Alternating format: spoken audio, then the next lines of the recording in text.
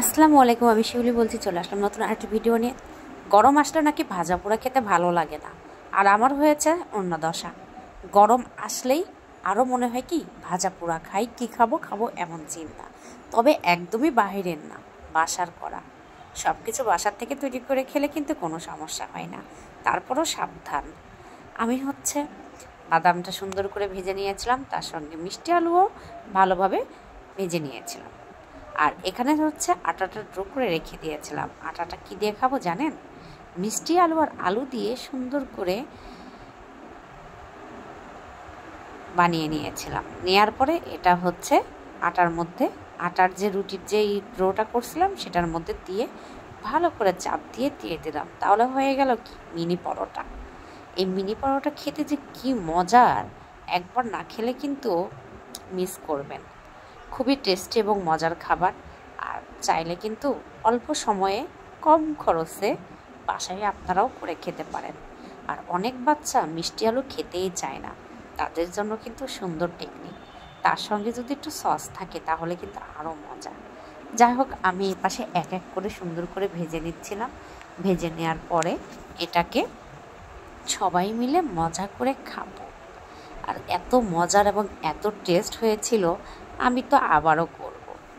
এটা যদি আমরা আরও, আমি যে আলু ভর্তাটা করেছিলাম, আলু দিয়ে মিষ্টি আলু আর আলু দিয়ে করছিলাম, সেটার মধ্যে আমি কিন্তু একটুখানি কোনোরকম মশলা দিয়েছিলাম, একটু আচারের তেল দিয়েছিলাম, তার সঙ্গে পাঁচফোড়ন। এই জন্য অনেক টেস্ট হয়েছে। আপনারা চাইলে কিন্তু বাসায় চিংড়ি বা চিকেন যেটাই থাক না কেন সেটা দিয়েও কিন্তু ভালোভাবে তৈরি করে নিতে পারেন।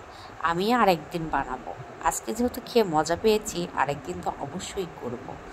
এখানে মা মেয়ে দুজনে বসে পড়লাম খেতে। আবার এইদিকে আলুর চিপস খেতে ইচ্ছা করছিল, আলুর চিপসটাও রেডি করে ফেলছিলাম। বললাম না গরম আসছে, আর আমার হয়েছে ভীমরুটি। শুধু খেতে ইচ্ছা করছে ভাজা পোড়া, তার জন্য আলুর চিপসটাও একদম করে ফেললাম। তবে খেতে ইচ্ছা করছে কেন জানেন? অনেক ঠান্ডা লাগছিল, ঠান্ডার কারণে হয়তো এরকম ভাজা পোড়া খেতে ইচ্ছা করছে। যাই হোক, এভাবে ধীরে ধীরে এটাকেও সুন্দর করে ভেজে নিলাম। এটাও সস দিয়ে খেয়েছিলাম খুবই মজা করে। সব মিলিয়ে আরও কিছু আছে যা দেখে একদমই অবাক হবেন। ভাজা পোড়া আর ভাজা পোড়া। আলুর চিপসটা দেখে মনে হচ্ছিল কি সত্যি আমি এখানে পাকান পিঠা বানাইছি। দেখে ঠিক এমনই মনে হচ্ছিল। কেউ বলে পোয়া পিঠা, কেউ বলে পাকান, কেউ বলে সারা, যে যেটা বলে। যাই হোক, ওই পিঠা না, এটা কিন্তু আলুর চিপস। খুবই মজার ছিল, কালারটা একদমই অনেক সুন্দর ছিল। আর ওইদিকে ওইটাও খেয়ে ফেলবো, তাও সেই নিজের বানানো সস দিয়ে। আর এই সসটা বানিয়েছিলাম আমি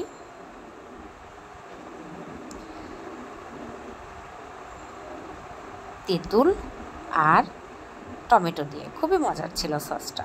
যাই হোক, এক এক করে খেয়ে ফেলছি, মুখ তার বন্ধই হচ্ছে না। মানে যতই মুখে দিই ততই ভালো লাগে, যতই মুখে দিই ততই ভালো লাগে। এভাবেই করে খাচ্ছিলাম।